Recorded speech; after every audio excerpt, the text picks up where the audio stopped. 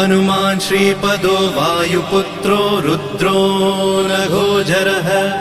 अमृत्यवीरवीरश्च ग्रामवासो जनाश्रयः धनदो निर्गुणः शूरो वीरो निधिपतिर्मुनिः पिङ्गाक्षो वरदो वाग्मी सीताशोकविनाशकः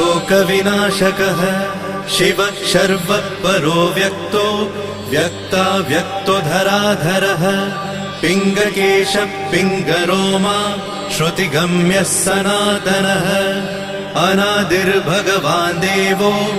विश्वहेतुर्जनाश्रयः आरोग्यकर्ता विश्वेशो विश्वनाथो हरीश्वरः भर्गो रामो रामभक्तः कल्याणप्रकृतिस्थिरः विश्वम्भरो विश्वमूर्तिर्